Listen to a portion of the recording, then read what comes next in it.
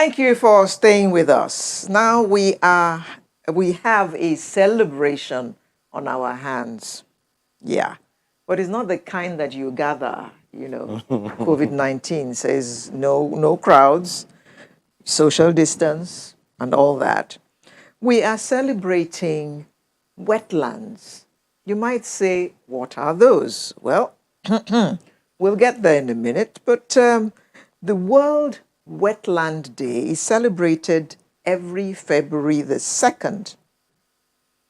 This day is marked to recognize the influence and positive production that wetlands have had on the world, and in terms brings communities together for the benefit of Mother Nature.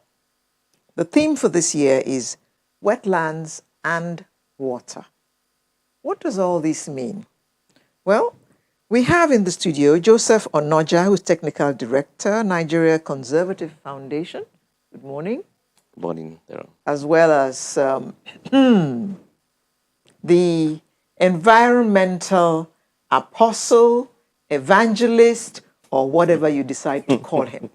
Of course, you know who I'm talking about, Desmond Majekodumi. Good morning, Desmond. Good morning to you. What are you today? Evangelist? Apostle? I am now just a gardener of creation. Okay, so good to have you with us, Gardener Desmond. Let me start with you since I have you in view already. Now, first of all, what are wetlands? Yes, wetland na poto. Abi you sabi that one? That's pretty much. That's actually. it's okay. We all understand that. That's quite a summary. That's quite a summary. Yes. But for those who keep. However, it's unfortunately, it's quite a derogatory. Sounds a bit derogatory, but they're actually the most important biome system that we have. They contain over 40% of all species life is there in the wetlands. And, we're talking of water bodies, we're talking of marsh, we're talking even of coral reefs, anywhere that becomes, very, very wet, either seasonally or permanently, is a wetland. Extremely, extremely important biome. And unfortunately, we treat it like poto, as if it's nothing, but it's actually one of the most important life support systems that the miracle of creation has for our planet. Okay. Let me ask Mr. Onoja, what is the benefit of poto? Let me just use the word that Desmond has used. All right, thank you very much for having me on an important day like this. And I must just mention that I have the strength to come here because my number one supporter, my mom, just passed 3 weeks ago, but I have the strength to be able to come here because it's something that she would love me to do, and also to continue to push the message out there. And talking about the environment and talking about wetlands, as my boss pointed out, Mr. Majekodumi, that's what we consider as poto. But this year's theme is about wetlands, water, and life, and they call it inseparable. They are inseparable. Mm-hmm. Now, usually we see them as wastelands. We see them as places where it's useless, but they are very, very important, especially for a city like Lagos. And because of the way that we have handled our wetlands, we are seeing some backlashes and some repercussions which are not positive. Well, now that you put it that way, the natural question that I would want to ask you is, as at now, what's the percentage of our national life that is poto or wetland, to use the technical language? And is that a good thing or it's a bad thing? Okay, well, for the percentages, we may not be able to really quantify it, but I know that we have about 11 wetlands of international importance. They are called the Ramsar sites. And Ramsar. Ramsar, yes, is a city in Iran. And that was why it was a day that was declared. That's why it's celebrated on the 2nd of February. So we have 11 of those. And that is how we quantify it in Nigeria. We have 11 of those. Now, to just show you how important these places are, we have one very significant one in what we call the Hadejanguru Wetlands. It's so important that it's one of the tributaries of the Lake Chad. And if you know what is happening to the Lake Chad is drying up. So, and you see the repercussion. So I'm just trying to point out to you the importance of such places, that when anything negative happens to them, you find out that the repercussions are not just ecological, they are not just social, but also have even human lives ramification on that as well. Mr. Mayokurume, I don't know how you want to take that on, given that from what my brother has said here in the studio, it would seem like we either are not paying attention to these wetlands, but we are completely ignoring them.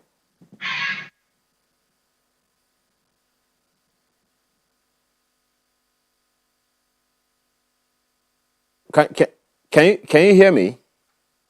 Okay. Yes. No. Good. Very good point. And Professor Onoja there he's hit the nail right on the head. We can't overemphasize the importance of wetlands, and the fact that they're being so massively degraded is just yet another reflection of the terribly precarious situation that we human beings are putting ourselves into. Just a little earlier on your program, for instance, there we are still talking about COVID a year later. And the reality is that one of the major drivers of zoonotic pandemics is not just the destruction of the biosystems, not just the massive extinction of species, which we are driving in a totally unprecedented way, but particularly when we do this in the wetland biome, by not paying very, very close, good attention to the massive destruction we are doing to our wetlands. We are actually welcoming more pandemics. And the reality is that God Almighty has used nature to press humanity's reset button, because we're going against certain laws and regulations which run the gamut of physics to biophysics, from physics to biophysics to the metaphysics. What am I talking about? I'm talking about the laws of action and reaction. In physics, we're talking of Newton's third law of dynamics. For every action, there is a reaction, okay? When we're going into the metaphysics, taking it to the spiritual realm, we're talking of the laws of karma, the laws of consequences, the laws of action and reaction, the laws of, whatsoever a man soweth, so surely shall he reap. And we have been sowing this massive, aggressive destruction into nature, blasting the nonsense out of the wetlands, which is one of our most valuable resource bases. And of course, nature is reacting. So it's a wake-up call. COVID is actually a massive wake-up call, a reset button for humanity that, hey, you've caused enough damage to the miracle of creation, whilst you're professing love to the Creator, who says in all his major scripture that you should care for his creation, you should be a gardener of his creation. While expressing that love to the Creator, you're wrecking the creation. So it's a huge wake-up call, and wetlands need to be protected and preserved. Thank God for the one that Professor Onoja mentioned, the Hadejanguru, because that is where a whole lot of people are actually living from. They're living from that wonderful, wonderful wetland, which it's been attacked, but it hasn't been destroyed. So it needs to be preserved. a professor, as he calls you. We're told that wetlands, you know, parts of wetlands are also plant life on water. Yeah. And I remember many years ago, we had the issue of water hyacinths in Lagos. Yeah. Can you describe those as wetlands then? No. Those water hyacinths actually are what we call invasive species. Yes, the water hyacinths are what we call invasive species. I knew there had to be a difference. Yes, water hyacinths, because usually invasive species are species that occur in a place where they don't naturally occur. So what they do is that we have what we call the enemy release hypothesis, where when an invasive species leaves its natural environment to a place where it is not known to occur naturally, it doesn't move with its enemies that controls its population. And because of that, it grows beyond. There's nothing that regulates, that checks its population. Yes. Nature has put everything in place. There's predator-prey relationship, where when the prey population is getting too much, the predator-prey will prey on them. Predator population will prey on them and make sure that they keep it there. Yeah. But for the hyacinths, because they're invasive, they just grow out of bounds and then block the waterways. So they are very different. Okay. You may find some hyacinth in our wetlands, quite all right. You have some invasive species in the wetlands, and they also cause their own problems as well. But that does not mean that they are advantageous in that sense, because they also cause problems for the wetlands. For instance, the jungle wetlands I mentioned, we have an invasive species called the taifa. The taifa it blocks the waterways, and when it does that, when it rains, it doesn't allow free flow of water. And the fisher folks don't get enough space to be able to go about their trade. And also the migratory species that migrate all the way from Europe into Africa during winter, we have over hundreds of thousands of them, as at the last time we did a count. They don't have enough space to also have enough water body to move around freely. So that blocks the waterway. And then we usually work with the communities there to ensure that we clear all of those places. So to answer your question directly, water hyacinth and other invasive species also destroy wetlands. Okay. And that is mostly because of human activities as well. Talking about it's all down to human activities. Yes. So talking about those human activities, what are the challenges that the Conversation Foundation has had over the years protecting these wetlands that you talked about? Because if we continue to encroach them, there are consequences we are not even aware of. Yeah, absolutely. In fact, sometimes we'll lose some species because we've not done all our assay of all the species that we have in these wetlands. So we may lose some species that will never be known to science or to humans, and the importance that they may bring to us. That's number one. And secondly, if we continue that way, we have our aquifers. Wetlands are the freshwater aquifers. We used to say that the next world war may not be because of anything, but because of freshwater. The world is fast gradually losing its freshwater, and wetlands are our aquifers, giving us fresh water. So over the years, we have been working with the government to ensure that their policies don't affect wetlands, especially when you have indiscriminate dredging of wetlands or sand filling of wetlands. What people don't realize is that when you sand fill the place, you are not actually absorbing the water, you are displacing the water, and water never forgets its level. And that is why when it rains, we see what happens in Lekki, we see what happens there in the VI, because those places were wetlands, and when they were sand filling it, they never provided a place so that when the floodwaters come, they go back there. And that's exactly what we do at the Lekki Conservation Center. We have so much water coming in there and absorb water there. During the rainy season, you see that our water level normally rises up. Imagine if that place is sand filled as well, and we unleash that volume of water to that environment. We shall come back to this conversation after this break. Thank you.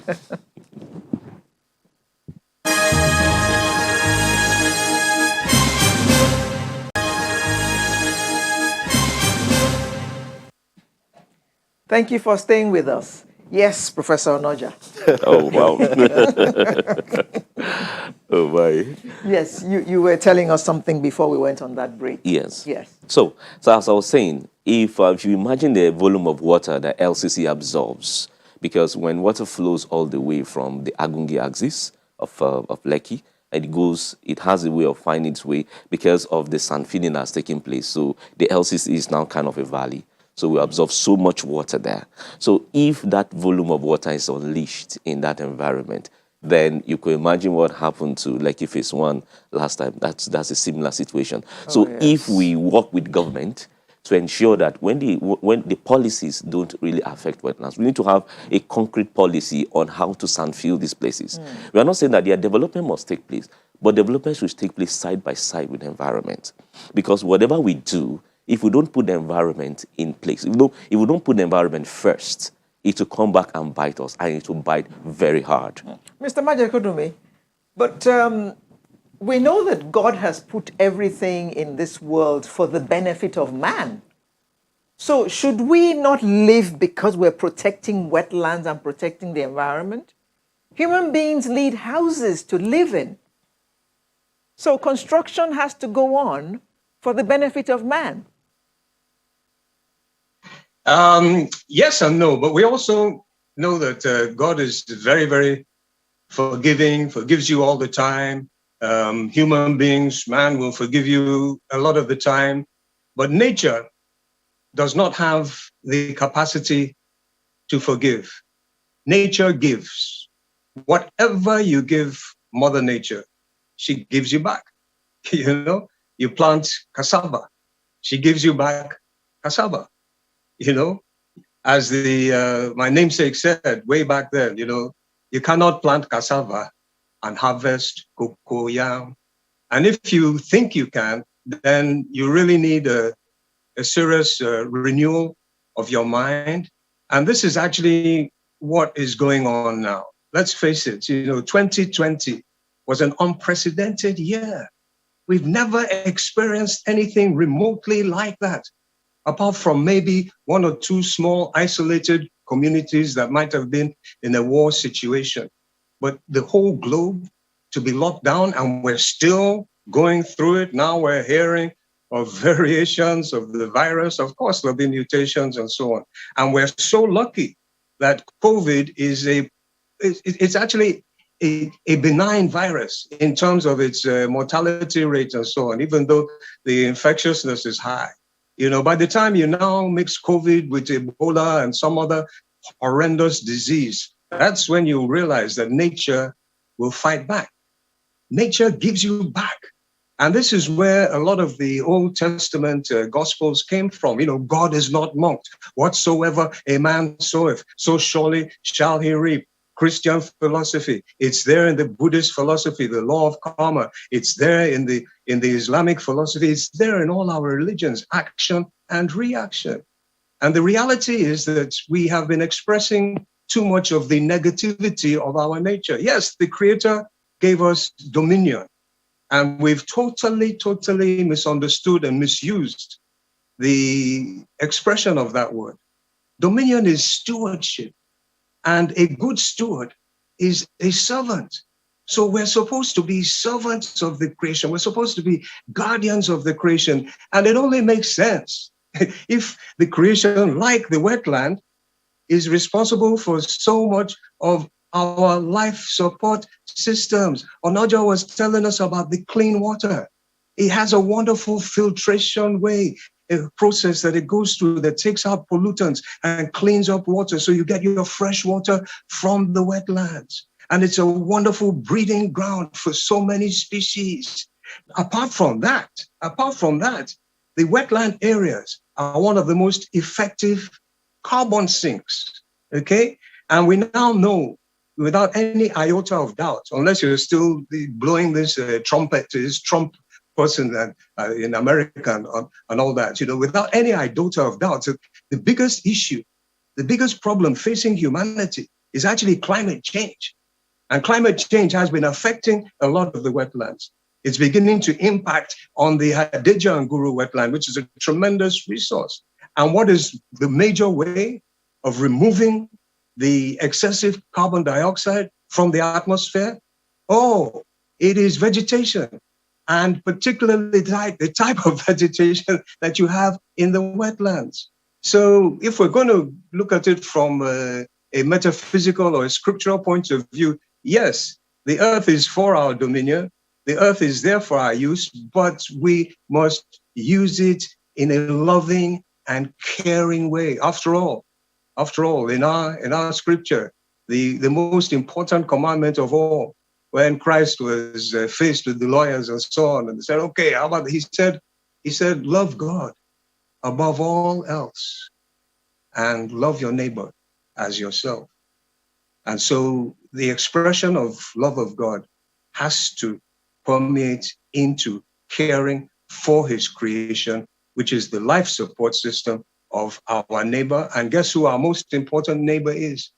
Our children, our children. So it's a wake-up call, and I believe that we're going to answer this call, and we're going to have a renewal of our minds, a transformation of our way of thinking, and we won't put greed and selfishness as our major priority. Profit before people can never take us anywhere. If you don't mind me butting in for just a moment, there are perhaps a good number of people right now watching and listening to you who are wondering what the characteristics of a wetland are. Perhaps they even have it in their backyards and they don't even know that it's a kind of wetland. Is it just, does it have to be a very big place for it to be a wetland that we need to preserve or conserve? Or what are those characteristics so that people can identify it in their environment and perhaps do their own bit to protect or conserve it, or, as you said, to do exactly what God wants us to do with it? Excellent question. Great observation. Yeah, any area, any patch of land that gets wet, even if it's small, and it gets wet a lot, that is, when it rains, it's prone to some sort of flooding. That's a wetland. Like the Nigerian conservation, a wonderful, wonderful wetland. That's a much larger one. So any area that is prone to getting flooded, that is going to get very wet, that's your wetland. And do, please try whatever you can do to preserve it. And also insist on government to do that. And I must say, we give full kudos to the Lagos state government, because only last week, a declaration was made from Mr. Governor putting a total embargo on dredging offshore of the banana area of Lagos, which is very, very positive. This needs to be extended very, very quickly into the whole of the Lekki zone. There has to be large areas that are totally reserved, that will be totally untouched, like the LCC, like Lufasi Park, which is also part of a small wetland. But further down, the wetlands must be protected. And if you do sand fill, do it very scientifically, so you put at least the most effective type of massive drainage systems that you can into that whole project of development. And then once you do that, you can do what you want to do. You can develop and build your house, okay? Or Okay. our sister there, if she wants to be benign, she can build her house on stilts. She doesn't have to build her house on sandfield. Well, it's well, she'll probably answer you in good time. But it's a delicate balance here, Sonoja. When on the one hand, a good number of people might say a wetland is an undeveloped place. Let's put tar on it so that it can look like a developed place. Yeah. Okay.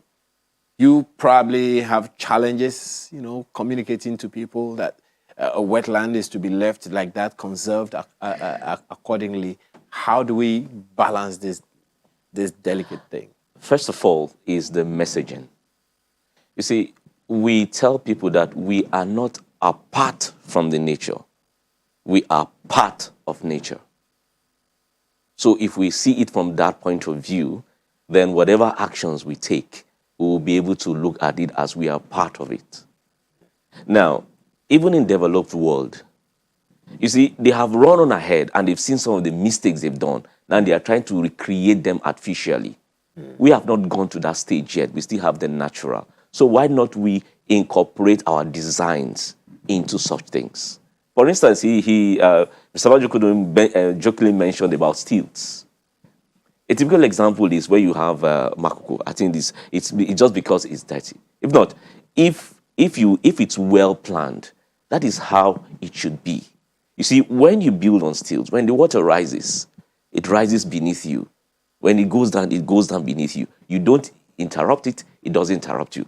So what can we do when we for our designers and our developers that will be able to incorporate nature instead of fighting against nature, which nature will fight back? Or eradicating. Yes. Instead of fighting against it, There, why there, not? there We are used to going be to build houses like that in those days. exactly. But I don't think anybody builds them anymore. Exactly. So what's the need for you to build billions of dollars mansions, and then at the end of the day they turn into swimming pools? We've seen that happen. Yeah. So that is where we need to now sit back, and see and think about our designs, our developers. We talk with them. How can we incorporate nature into this? Today we are talking about wetlands. We already talk about forest as well. When we develop, can we integrate it? Can we have that integration between nature and man? And it's for our benefit at the end of the day. Because I usually say that when we talk about environmental conservation, we are not really talking about environmental conservation. We're talking about human conservation. Because you know what? Yeah. The environment will always take care of itself. But it takes care of itself at the detriment of humans. Because when you push water will do as if it has forgotten. When it's coming back, it will so whip you that to clear everything, it will reclaim whatever it is. Yeah. So it will just adjust. Yeah. But we cannot adjust as fast. Okay. In the last, in the last documentary on nature, nature says that I am changing fast, but will you be able to catch up with me? And we don't adapt that fast. So we will go into extinction as humans. Okay. February the 2nd Okay. was Wetlands That's Day, yeah. which was Tuesday. Tuesday, yeah. So how did we celebrate it? Okay. We had, usually, if not because of the COVID situation, we normally go to wetlands with school children, where we normally have activities surrounding them to create awareness on that, okay? And then, but for this one, we did a lot of celebration in different places where we had virtual conversations, and we even had the Honorable Minister of Environment and Honorable Minister of State for Environment also was at the virtual interaction, where they had some very nice pronouncements that we'll be able to make, and then we'll push that through as well. So we use the opportunity to create awareness and also to try to get commitment from the government to ensure that we push that forward, especially creating more Ramsar sites in Nigeria. Because the more you create Ramsar sites, it gives us a kind of currency to be able to push for their protection. And especially our wetlands along our coast as well are very important, because they also help in cushioning the effect of coastal erosion, and they also serve almost 45% of the fish population normally come to the wetlands around the coast to be able to spawn, and then they feed back. So eventually, you find out that whatever we talk about is eventually for our benefit as humans. Communicating, this to people is one of the challenges that we have had. Perhaps the people who have these environments themselves may not have as much issue with it as government, who wants to please the people, as we say. So, Mr. Majokodumi, from your experience, having been working on this environmental issue for so many years, what do you see as the body language of government at the federal level to issues around the environment, wetlands, and the rest of them? You've referenced the Lagos State government doing what Lagos State government is doing. How about at the federal level? You've heard Mr. Onoja talk about the one around Lake Chad. What is, in your opinion, government attitude, body language, efforts at protecting these very important aspects of our environment, especially the wetlands that we're talking about today? Important observation, because let's face it, in Nigeria, just about everything is determined by government's decisions. And fortunately, ever since we had the great fortune of having Amina Mohammed as our Minister of Environment, the attitude has definitely changed from the presidency right through into his cabinet. There's no doubt about that.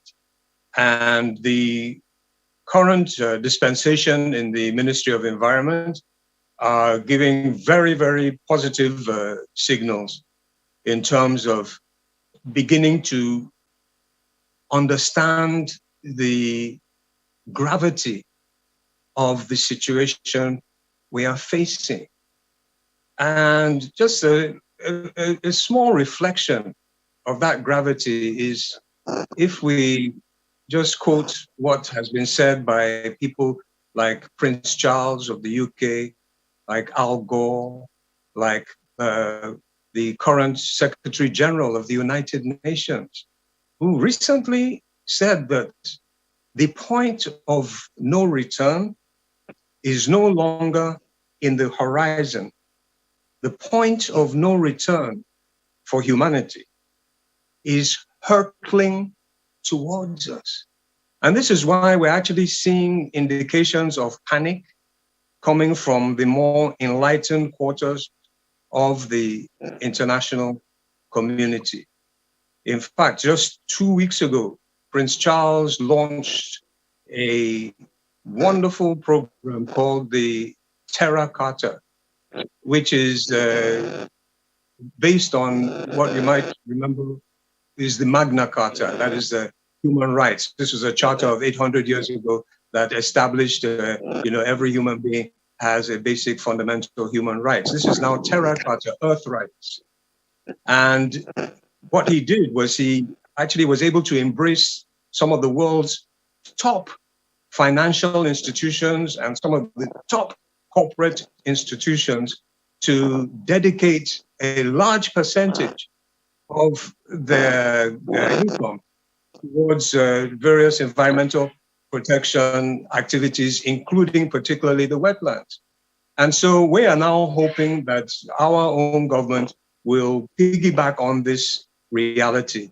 And as I said, we're seeing good signals coming from particularly the Ministry of Environment on the federal level and one or two of the ministries on the state level, but not nearly enough. It doesn't still reflect the urgency and the gravity of the situation. Again, we remind ourselves, COVID was terrible. Everybody's crying about COVID, how awful COVID is. And then finally we beat COVID.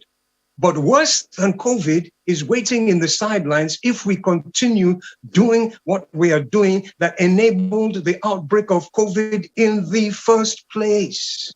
So we are imploring the people in positions of decision-making to really, really continue in this wonderful trajectory. That lecture that Onojo was talking about, Professor was talking about, was a very, very good lecture. And the salient points there now need to be driven home to the people who are lecturing. And the prayer is that they will take very definitive action because, as they say, action speaks a lot louder than words. Yeah, Dr. Onoja, I have a tweet here from Victor Wu who says to ask you, from your last statement, do you mean that the Barbage will one day fight back?